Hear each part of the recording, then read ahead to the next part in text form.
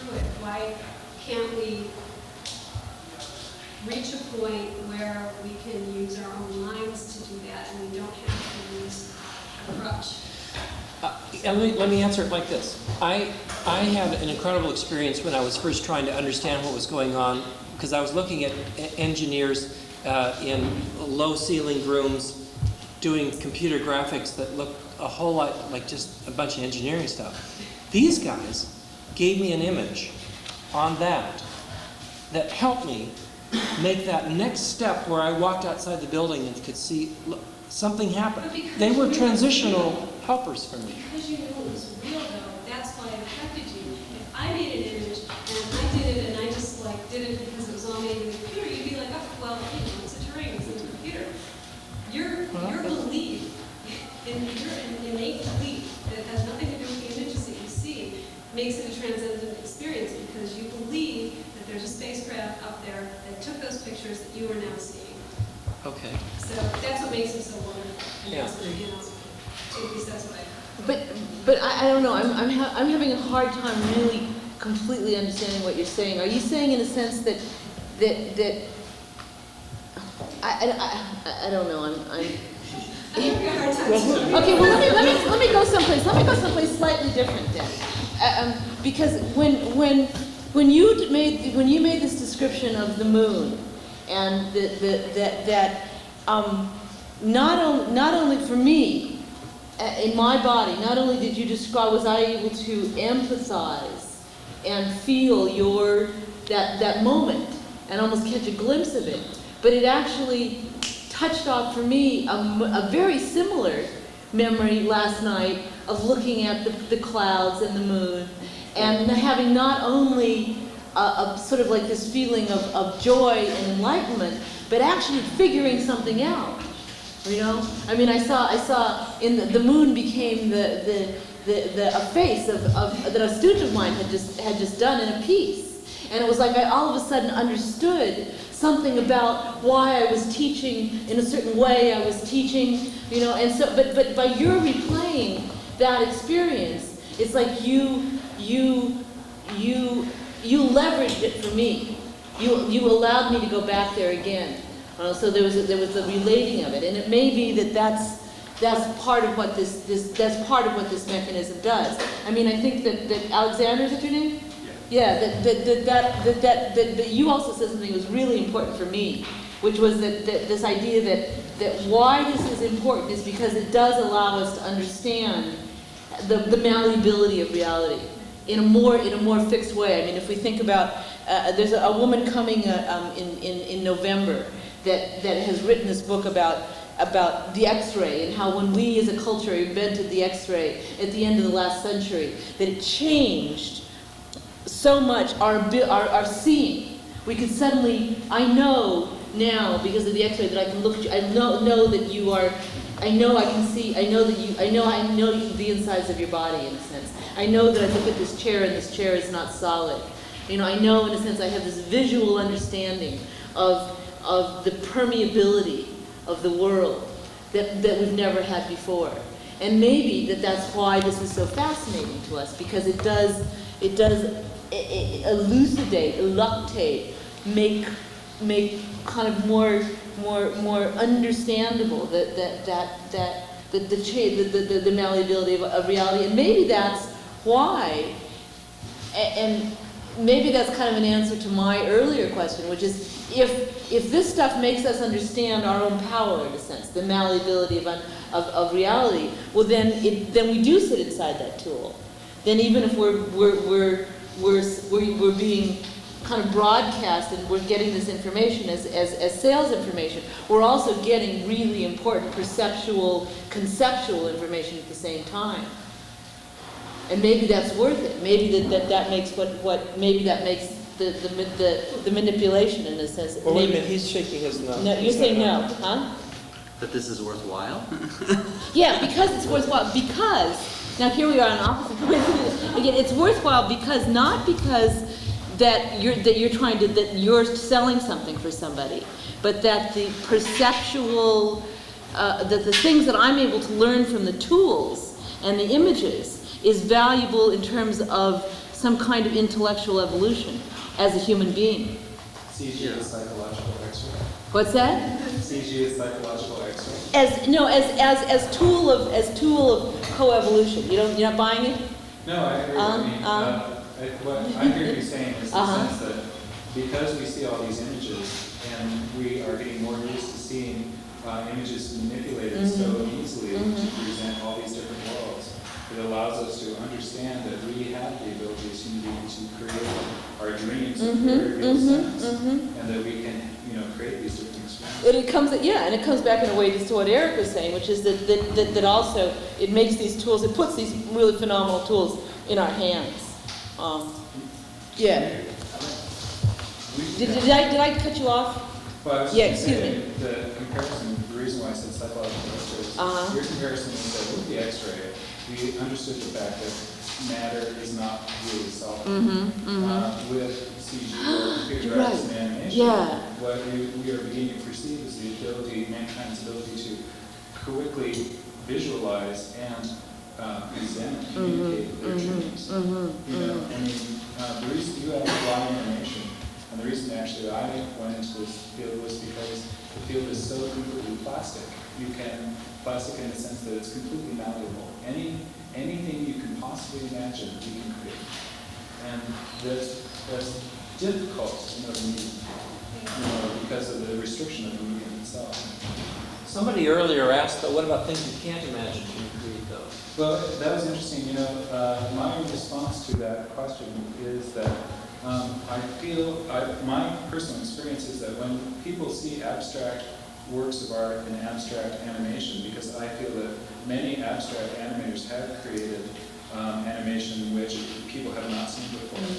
My experience is that the less close to reality, the harder it is for many people to relate to it, because they don't have an anchor. And so, the reason why Rhythm Hughes often does photorealistic stuff is because, and you see it in films, is because it's an immediate anchor that people can immediately have a visceral response to. The more experimental and the more away from that anchor of reality we go, the fewer and fewer people can relate to it. And oftentimes what happens is they lose interest. Jeff's experience of saying, I show this videotape to my family and it's so much mental exercise that they fall asleep. I've had that experience with my family, and the reason why is because the animation I showed them is so experimental that they have no anchor for it. But doesn't the time come when this virtual reality can become so experiential in our life that it affects us in such a way that it becomes reality itself?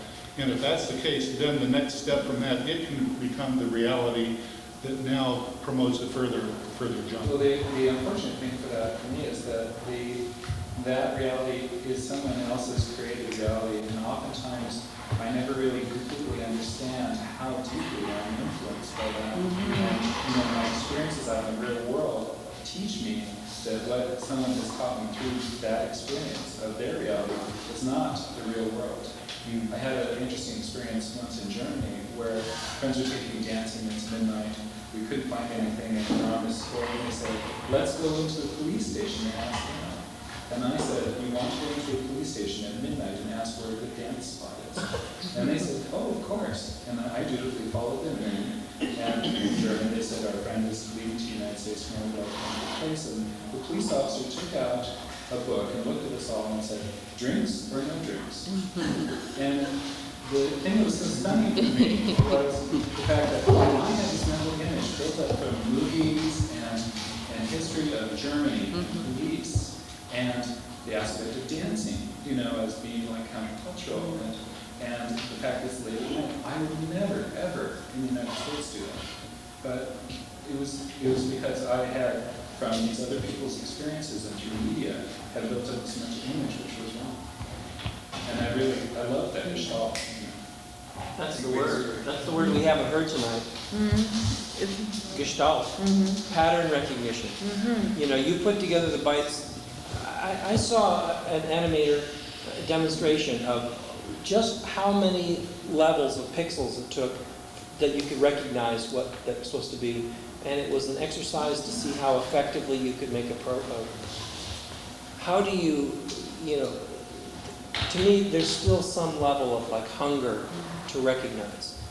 as a core of this. Absolutely. Pattern recognition is being proven, I think, is being explored a lot. And information gathering and utilizing units, iguses, that's what we are. That's what Murray Gell-Mann calls us, is our iguses. Information gathering and utilizing species. That's what we do. Our brains seek patterns. We seek, that pixel thing is how many dots does it take to facilitate pattern recognition. That is what we do. That's what we were designed to do. And we try real hard to find patterns. Right. We try to find patterns. We find patterns where there are no patterns, hence superstition and other things. And we also fail sometimes miserably to see patterns when they do exist. But mostly, we're kind of right on it. We see patterns, and we take, I think, great pleasure in creating patterns. I know as an architect, I know that that's what I do. When I see a plan has to be a certain amount dense, has to have a certain informational content, has to have a certain density and layering, and then infinite possibilities are present. And my mind looks for every single one of them. That whole ordering process, oh my gosh, that's like it. That's the it thing for being a human in my What about mind. find yourself in patterns too, though? Well, Or changing? it depends on, I mean, patterns, I'm almost speaking of patterns in terms of possibilities, possibilities of patterns. I don't mean just, And connection, regular what I'm dots. saying is, okay, that's a chair, and that's this. No, and No. that's that. So you're not saying just Something. Aren't you really talking about connection Yes. as well? That when you see patterns, that you understand the connection between things and maybe your own connection to things? I think Or am I it's, putting yes, I think it's more seeing the infinite possibility of things. And that if one is ever lucky enough to actually see, for even a moment, the actual infinite, normally we see this much, sometimes we see things that make us see this much, sometimes, for whatever reason, we're lucky enough momentarily to see this much, sometimes we can maybe almost see everything, and then that's an entirely different experience. Now that's what I consider to be a transcendent experience, something that presents more possibilities. You said it, that just for a moment you see more possibilities. To me, that's the definition of transcendence. More possibilities. So, yay us, yay humans. A sense of the infinite, exactly.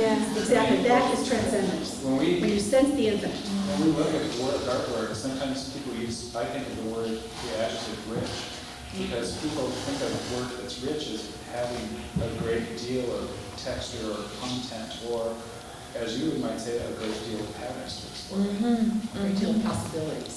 Here, Possibilities. I find one thing a little disturbing. The premise has been, at least in my education, that we're moving forward, that we're accelerating, that we're getting better, smarter, our pattern recognition. I, for the life of me, cannot put together constellations. I cannot get that Orion's belt is, I have the hunch that some people that in some ways we may be losing.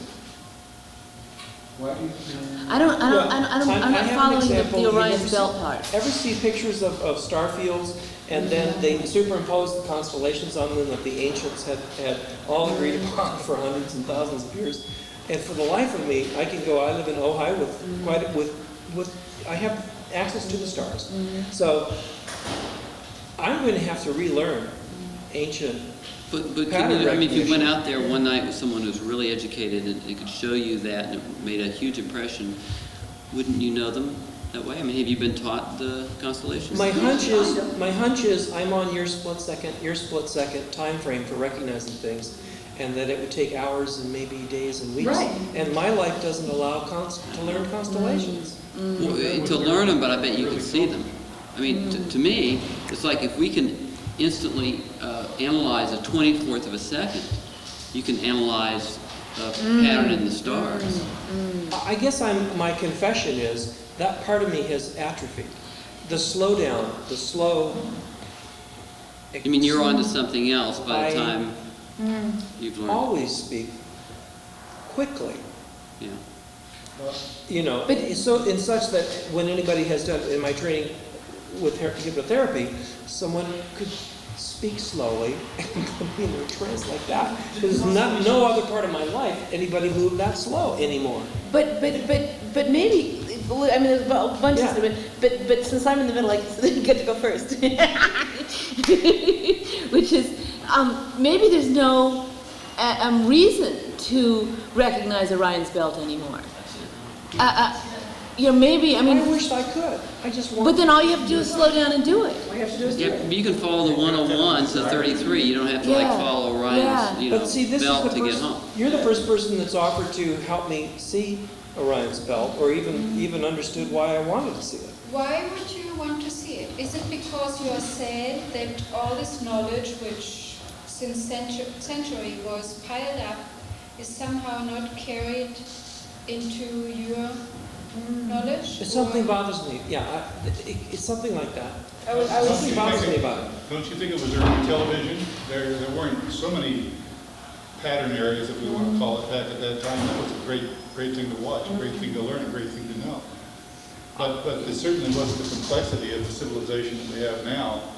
And so that had a lot more importance because of location, because of the seafaring and But so forth. there's more to the Orion belt. There's a whole story about it. There was Mythology.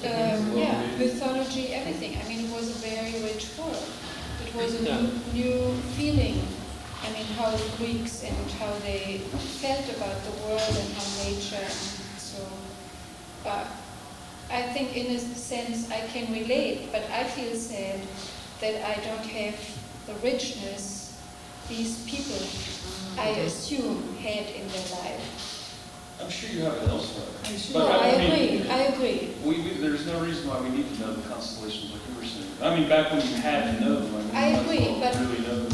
somehow it is a different experience of the world they had than I have now. And for me, it's somehow more difficult, at least I assume. I don't know how these people felt because they had all these fears and monsters in their life and so. But for me, it's harder to come emotionally in contact with the world. I'm kind of more distant than I imagine this other knowledge would make it possible for me. Be feel more connected than I do now. I just get a hunch from even just getting Eric's answer that slowing down is an option for me that I've forgotten. You know, and I'll throw out one more analogy just to have it so that it might be more universal. I remember taking a Shakespearean acting class at UC Santa Cruz, and suddenly the thing that just stunned me was that it was explained to me by the woman that Audrey Stanley, who runs the Santa Cruz Shakespeare, that I said I was looking at one folio and a different folio of the same thing, and they were spelled completely differently. She says, "What difference does it make?" And I said, "Well, it's typos. I mean, maybe we're not getting the right thing." She says, "David, there wasn't correct spelling." It was the first time that occurred to me, there wasn't correct spelling. It was elastic. Language was elastic. It was still in that plastic phase. And that Elizabethans could speak in a way that me, perchance, could never, and within all kinds of amazingly elaborate and labyrinthine syntactical adventures that are gone for me. And I started to get it, but once again, I would go out from it, and just for fun try it at 7-Eleven on somebody, and they'd look at me like, "You gonna rob me?" And that was the end, It was like, are you schizophrenic? But that was another reason that. Yeah. I don't know, but Bob, when he was talking about stars, you had something to say, and I cut you off. Occasionally I worry that we're entering a new dark age. And the reason why is because the fact that media is now so consumable and so easy to consume that we are not as prone to take the time to develop the skills which will create a more rich culture. And the experience of the stars and knowing the worldview, the mythology, the fact that they can guide you to different places, and the fact that those are ways that different cultures taught lessons about religion and the whole world teaching people. we're losing, I think, a lot of that because now people are more used to consuming things quickly. I mean, occasionally I resent, I like, being here now because it's so exciting, but occasionally I also resent the fact that I grow up in a pulp culture where, the vast majority of my world images are, these things which are really trash. I mean, I sort of resent the fact that Gilligan's Island is actually taking a part of my brain. And I would like that part of my brain back. That brings up the ultimate addiction that you were referring to there. Unlike cigarettes, this appliance, this empty box, doesn't have a warning that it's a confection. It's an empty vessel that can be filled with whatever goodwill, badwill, cross purposes. And it's eye candy. I mean, it can be nourishing, and it's no different than a pencil or fire or tools or express or any other Yeah, when David was talking about our being able to visualize everything on TV, I was thinking of the 12-step programs that we would need for that. Yeah. Oh, yeah. What? Well, What? for Why? instance, when I once watched this movie, because the company I worked on it called Lawnmower Man, and it's all about virtual reality. Yeah. And I was sitting next to a woman whose thing she did was to take kids out of the inner city and show them nature so that they could understand that there's a different world and different possibilities. And her comment was to me, why will anyone ever come out to nature and see the trees when they could just sit at home and see them? But in fact, they're not the real thing, and they're never as rich as real life. That's right. Because there will be a long, at least in our lifetimes, I don't expect, that we'll be able to create that richness of experience. And because it's a confection of someone else's. And because you can just, at this point, you can just walk outside and go out and be in the trees. And why would you want to spend millions and millions of dollars to recreate an experience that you can have by? Because the thing about CG is it's dreams on demand. Right, I was starting to say, because it stimulates a different part of your brain, and people actually do. See, a brain expanding tool, which is what CG is actually it's a different thing than walking in a tree. Walking in a grove of trees uses a different part of your body, your brain, your senses, than CG. Do you think so? I mean, are you sure they're not just overlap? Oh, no. A computer is a brain tool. Animation is a brain tool. Glasses are a vision extender. Computers are a brain extender. So it's a different thing than feeling rocks or grass under your feet. But that's a brain extender too. Well, yes, but it's harder to achieve, and it's less consistent. Well, but I don't. But it's like the difference between sugar and something that's a little harder, broccoli. I'd much rather broccoli. Well, I'm not saying anybody. Yeah. Who's making judgments on this? Yeah. I had an experience that made me feel really uncomfortable about 6 months ago.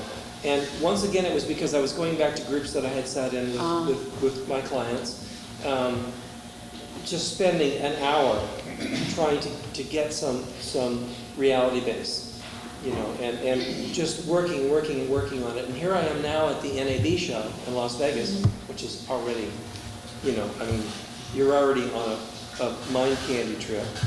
And I'm at the Panasonic booth, and they've got this HD TV, it's high-def television, which I've been hearing about, and I'd seen some demos of it, but this was sly.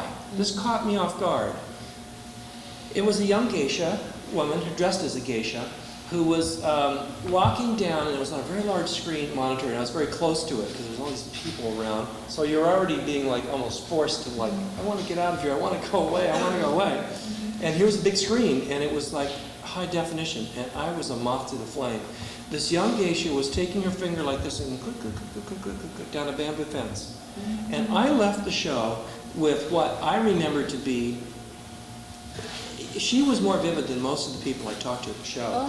It had crossed over the line in that vividness that it went to a cortical, this is my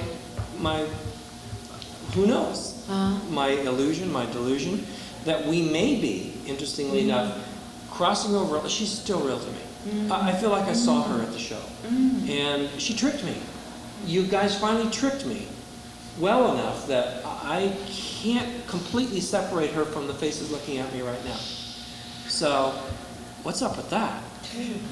What do I say to my clients if we sit around in the circle And Willie is saying, she's beautiful. Who's beautiful?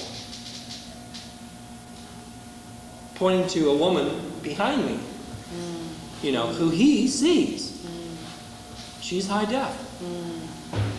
And, I mean, there is going to be a point where maybe sometime we could have a fire in the library talking about responsibility for those kind of tools. Accountability for using those tools. I had a very similar experience in IMAX, where I left thinking, being afraid of the day when I would go to the theater to see something that was more stimulating and sort of visually captivating than what I see outside. Just from watching The Lava with Hidden Hawaii, and I'll never forget it. And when I try and describe to people, all I can say is you've got to go, because the recognition, the whole experience to me, I was thinking, you know, I was just in awe. I was thinking, how can someone show me something? And this is real. This isn't, you know, animation. This isn't creative. This is like a film. Somehow someone's created this technology that can show me something that looks better than if I were to walk outside and look at it. For, you know, for that moment, I felt that, and I thought that I mean, it was a very scary thing to realize that in the future maybe this could happen. And just like you said, you know, who's responsible for that, and what's the power in that? And why is it scary? It's also in a few places that, and not just with computer-generated stuff, but like that, and television, and Mars, and all that. And this tool, which might be good, might be bad, whatever, a television box, it's providing us with information and experiences that, you know, we otherwise might never have. Which is the truth. I mean, I think if I never make it to Hawaii, that's okay, because they showed me Hawaii in a way that I was just like, wow, Hawaii to me is so incredible. I've never seen it. And at the same time, they showed me air reviews and all these things that I would never be able to see, even if I did go to Hawaii. You know, and it was just such a big experience. And my record still skips over that one all the time. When you said responsibility, it triggered something in me that maybe we have this as visual artists, perhaps most of us are, we have some sort of window of opportunity where the world is kind of focusing in on or observing everything we're doing. We're out there so much right now that we have a responsibility where we can kind of get people to understand what we do, to value what we do, to show them kind of what is insubstantial and value that insubstantiality, to value that those things that are not insubstantial or not rational, or that we have a window of opportunity to kind of get the world to value that for change. We're always complaining about, you know, our client won't let us do this, they don't value it, they see the money as the bottom line or whatever, but we have a responsibility now, I think, to kind of, as visual artists, to change that direction. We have that tool now to perhaps, I don't know, I'm looking at it optimistically, to get people to value those things in a way. I kind of have a problem with that, because the stuff that you're seeing, I mean, you said you were totally taken by that film that you saw on Hawaii, you know, I mean, because that's not reality. You know, I mean, what they're doing is they're like freebasing it. I mean, not freebasing, but you know what I'm saying? It's like you're getting a hyper shot of this stuff, and you're seeing it in a way that you could never possibly do it. Your two eyes, you know what I mean? The thing become, you want to see the stuff that's not real, which is that you feel with your hands and you experience it with your body, but you want to see a substitution for that. You know what I mean? Because it becomes better than real. But is it possible? Not better, but it's. But is it possible that for instance, when David describes the geisha, or when she describes the being in Hawaii, that it's actually it's the difference between the experiences and our ability to start kind of knowing that or understanding that's more important than this is valuable and this is not. That when they talk about being able to see the tapes, so that when we started the 3 hours, that they could see those tapes much more clearly than I could, for instance, because they're so used to seeing so quickly, that we're actually in some kind of a feedback loop with all of this with our tools. Like when I can't remember your name. What's your name? Oh, Judith. Judith. When Judith talks about the you know, that it's expanding the brain. I can't remember exactly the language we Well, use. the computer's a brain tool. Brain tool, yeah. So then maybe it's not a better than, maybe it's not about judgment. Maybe it's about not that this is good and this is bad, but this is what is, and kind of maybe we See, I don't see it though. I mean, because I see television as, you know, as this really powerful thing. You know what I mean? Mm-hmm. I mean, television is like a brain number. It's not, you know, it doesn't, I don't think it's expanding you in any way. I mean, everybody knows that television is really geared towards like a sixth grade level. Everything basically. But are we? I think you're right. I completely agree with you. But are you talking about television? I'm talking about television. I'm talking about the power of images. You know, I mean, the government knew the power that the television was going to have. You know, back in the what was it, the 40s or the 50s or whatever, where they made, you know, I mean, the way the news is now. I mean, you notice that all the news broadcasts are exactly the same. That they all have like one basic formula. Because, you know, there was standards set up that, you know, that information had to be distributed in a certain way. You see what I'm saying? No, I'm having a hard time. You're saying it's not a new concept that people are nervous about the impact this is going to have. Right. And just to fuel it again and see if I can pour a little more gasoline on the fire. Go. You have more neurophysiology, or at least a more recent awareness of this. But I am intrigued by what if this screen, or occipital viewing screen, if you could call it that, although it's much more sophisticated, is actually got another viewing screen in front of it that's just as high definition. In other words, through our eyes we're taking images and we're projecting it essentially on this visual cortex as a screen, a kind of cognitive screen to process images. What if we've got an image, we've got a tool has become so sophisticated we've got two visual cortexes on kind of a feedback. I mean, I'm just saying this has never existed before, and I know I just can't believe that you haven't said anything like you said the same thing about photography, you know, because like, oh, this is going to trick people and they're going to go crazy, but we may finally get to the system, we may finally, as complex systems or dynamical systems, get to the point where we've got hypercriticality. We've got more than we can, these lobes can convince us, no, you're not seeing the It's kind of like a morphological, like a Rupert Sheldrake field in a sense. Oh yeah. Yeah. You know, and the 100th monkey effect and threshold effects and cascade effects in neurology and all these things, where without trying to, although this is a great thing to end up on Nightline, if I could have the clout to pull it off and get the book out there, what if we are about to reach a threshold point that none of us are seeing because it's so obvious?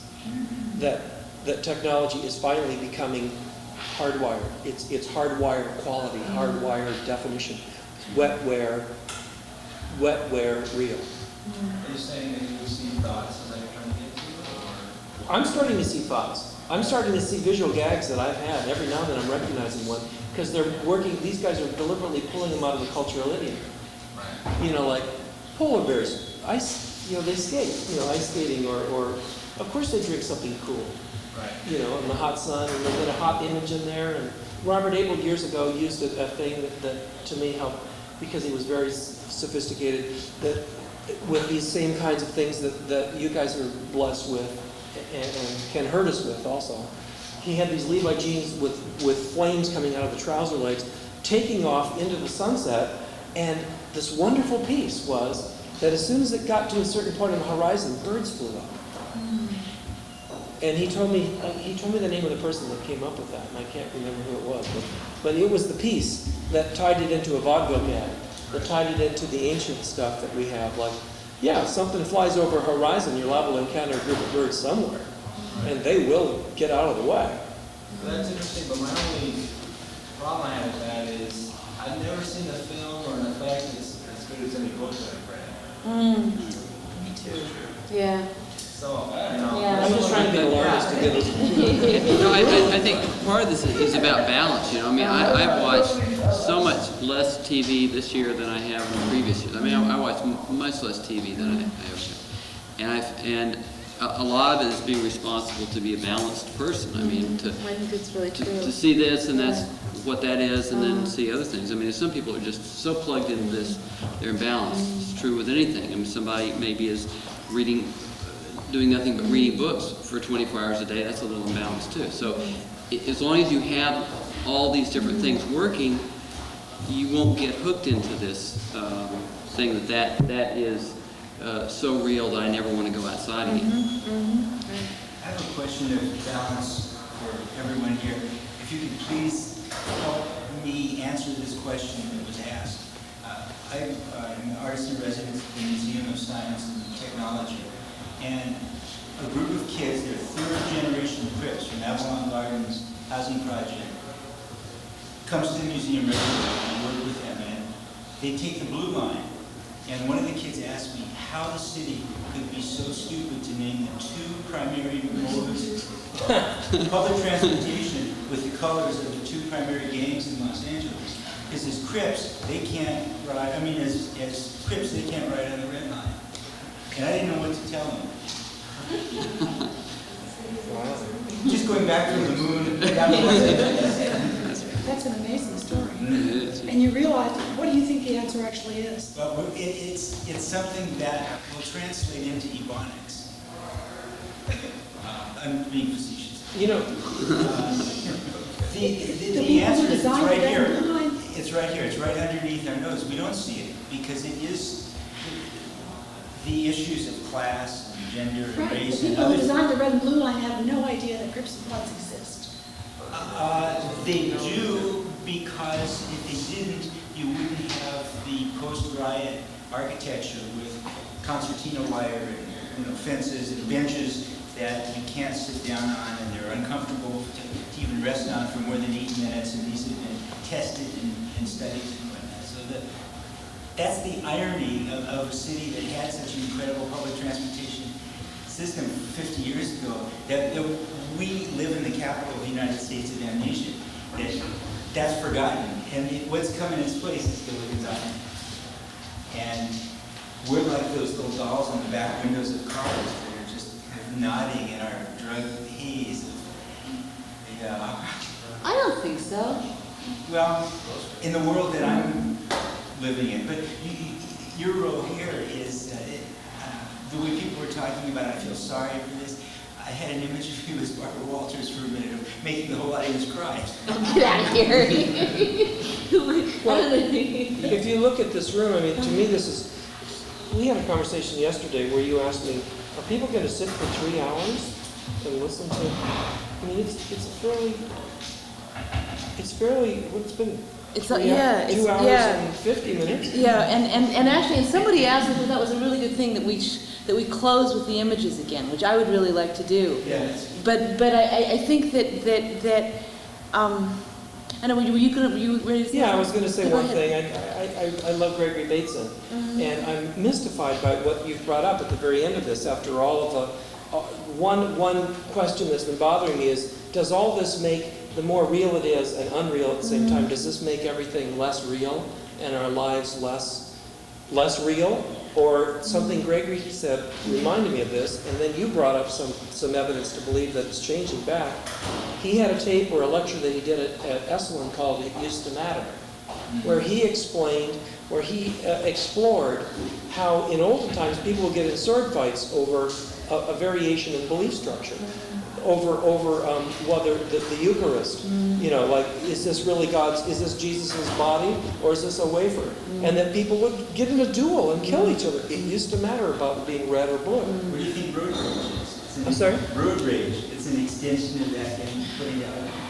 So maybe there's another, even as we're thinking that it's all just going to go, maybe we're going to, I'm worried about, 2 visual cortexes. A whole other group or zeitgeist coming up that's going to be, we're going to have everything all at once. It matters again, and it's still totally abstract, and angels on the head of a pin, and going back to spelling any way the hell we want to spell. But that, of course, because we're accumulating more and more and more knowledge. All at once. We're in more and more experiences. We are, as a planet, we are a container of so many experiences at this point. If you look at it in as a sort of a capsule of time. Like a crescendo where all of the orchestral instruments play at one time. And we can see the beginning of the universe. We can see, we can see now with the telescope. We can see the first star, it may be dead now, it may be gone, but we can see that. We're on Mars. Well, it's the background radiation. What's that? The background radiation. That's right. Yeah. Which, in a sense, is a vision of it. It's a sign of it, or it's a way we can. Might be. Yeah. Edgar, what are you going to say? I have one last question. Sure. Where do you guys see this technology going in 5 years? I don't think it's going anywhere. I think the revolution occurred 10 years ago, and all we're doing are small refinements on it. I don't think you're going to see any major change in the way we create visuals in the next 10 years. What do you think, Eric? Well, I think in a way that's true. I mean, the curve is like this, and its refinements you see from software packages and things. Well, I think it has. I think things are going to be easier, let's say, in terms of like motion capture and the ways to sort of, the time frame that will narrow with speed and things like that. But it's still, the problem is, it's always as hard as it always was. I mean, just in terms of effort, you're always trying to do something different. It always ends up being maybe not all night, but close to it. I mean, it always seems like it's hard. So maybe the nature of it hasn't changed, but the effort of it is similar. I mean, sometimes I wonder, I read this summer that people are becoming bored with all the special effects imagery, and they go back to story. But I sometimes wonder, now you stay up all night, you can achieve more than you were able to, 10 or 15 years ago. Because I wonder what would happen if you took these movies and showed it in the 1970s. I mean, people would laugh. And now people are like, oh well, so what? It's on the wall, big deal. Yeah, but the initial part, I guess, is what I'm thinking about it. It's like when you're sitting down, really figuring out what you're going to do, and how that's going to go. That's always hard. Yeah. What if we added one more possibility, and that's answering or addressing what you were hinting at earlier, that maybe we have one of the most awesome new drugs about to be released on the market. That as it becomes more personalized and more available, people will find ways to trick. And they will not, and the old images and the old, they'll take the music and they'll take the record and they'll scratch with it and they'll take something else that we haven't. It's already happened. I agree completely with Edgar, is it? I agree with him completely. Pardon me? Edgar. You agree with it? In what way? In the sense that these images are really not making us lazy, and they're not sugar, and they're not mind stimulating.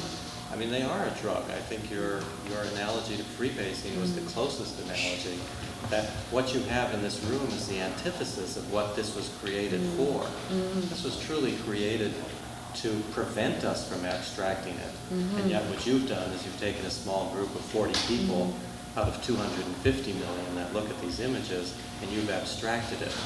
But there's another 240 million that there's no way they would abstract these images. I think 100 years ago, Marx was talking about religion being the opiate of the masses, and today it's not the priests that are the opiate of the masses. It's Eric and I that are the priests of I think, subduing the intellect, subduing the consciousness of the world public. I don't see these images as good, and I think from a sensual standpoint, they are extremely stimulating.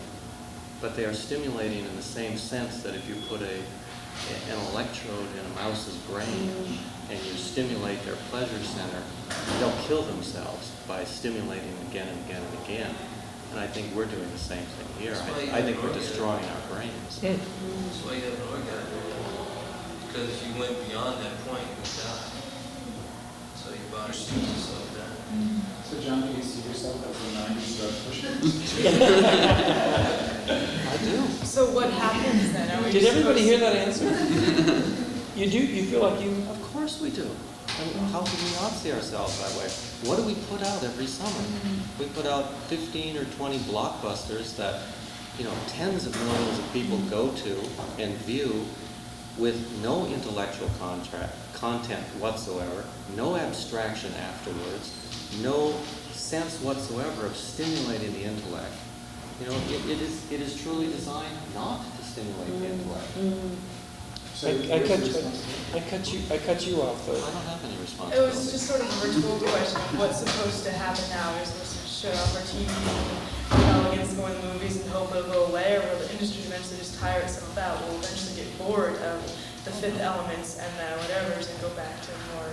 I don't think we'll get tired of it at all. I It'll think continue to grow and grow I and think grow. it's extremely powerful, and I think it will get more and more powerful, and I think eventually we will be creating what David is talking about, is that we won't be able to detect the difference between this reality and the reality that we create, and we'll be creating a nation of schizophrenics, I suppose. But I guess just like, because you said, was it you or you were both agreed that in 5 years there won't be any major...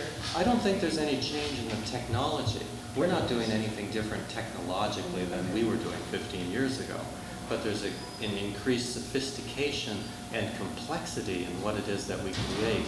Therefore, it is closer to reality, or closer to a different reality, and therefore even more subversive. Excuse me, I just want to make an observation, because I've been listening for 3 hours and I thought I would take my last chance. The tone of what you're saying reminds me of reading Oppenheimer and von Neumann talking about the relationship to developing the atomic bomb and saying, it's really great science and it's really fantastic technology, but, it's going to just continue. And not really copying to your kind of amoral stance around what you're doing as buying into the fetishism of consumer culture. No, I think it's true. Earlier I thought a phrase kept going through my head. I should just leave it. Let's put these. Can I throw out one more thing? What I was going to add was I kept thinking something earlier, which is the phrase that a lot of us had during the peace movement, et cetera, which is that if there's never been a weapon that's ever been invented that wasn't used sooner or later, and all night long I've been thinking, has there ever been a tool that was invented that was never used? And so, and forgive me, I jumped on one word as a therapist that I almost, still am, and that a Freudian slip was you used the word contact and said the word contract in describing what you do. So one thing that I would push for some dialogue sometime with us or whomever about what is the contract with us as consumers and us as creators. What is the contract? What is the accountability? Even as we know we're rushing into a kind of virtual Oppenheimer situation, many of us know in the room, or at least believe in the room, that there's potential for real damage here for people, filmmakers that that seem to think that exploding people on stage is okay. Sometime soon, a conversation about the contract. You said real potential? Yeah. That name? I see that's happening right now. Yeah. That it's here, that it's already happening. And that with high definition and even more sophisticated techniques, it's going to be even harder for sociopaths and psychopaths and me to know that it's not really happening. And that I'm, as a therapist, not treating people for post-traumatic stress from having gone to a movie.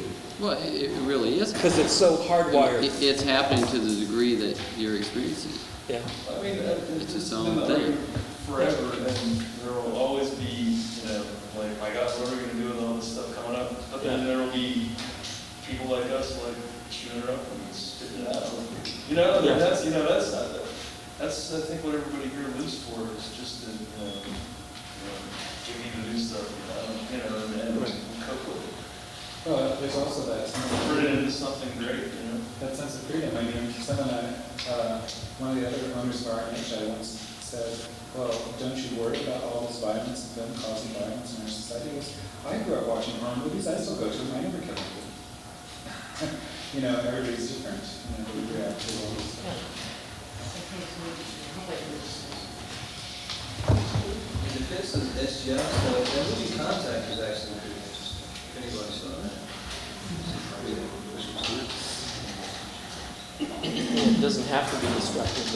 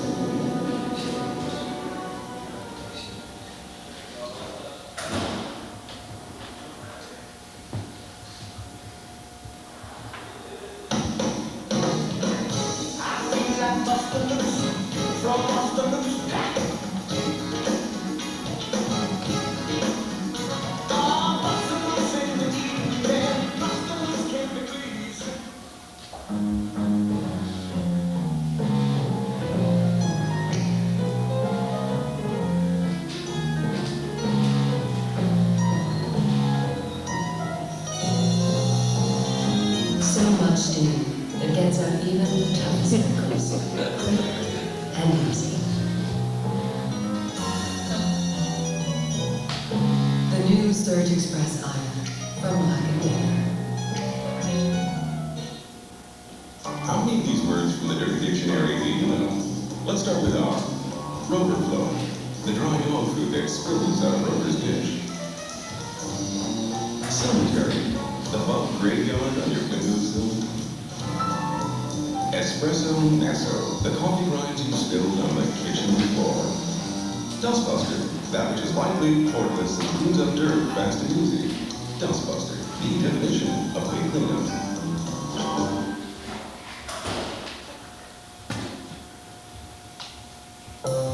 Birds use color to attract other birds. Fish use color to attract other fish. And businesses use color to attract more business. Get bright colors with Emerald, the paper that works. Okay, first of all, I want to apologize for keeping you all waiting. I had some problem with the copier. The pages kept jamming. I couldn't fix it. Problem with paper jams? Tried to fix it and then jammed again. Get Emerald, the paper that works. This is the brain of a person looking at a pie chart. This is the same brain looking at a pie chart on Emerald paper. Get bright colors with Emerald, the paper that works.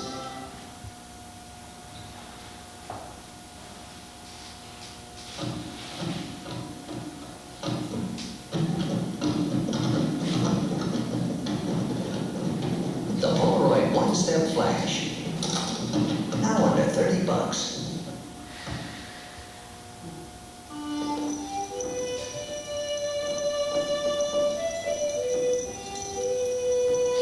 The Polaroid one-step flash with the new close-up lens.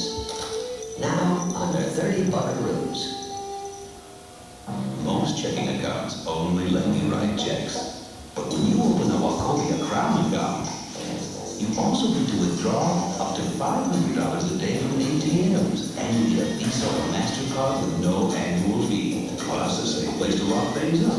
Reduced rates on installment loans.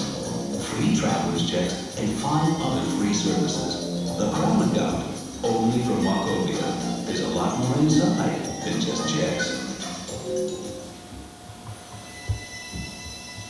There's never been anything like it. The healthcare crisis has brought forth a stream of reform plans, none of which has offered a truly workable solution. But now, there's a new proposal from the people most qualified to make one. The people who serve nearly 100 million Americans. The Blue Cross and Blue Shield Association. To learn our ideas, call this number. Because we believe it's the one plan that can make the system healthy again.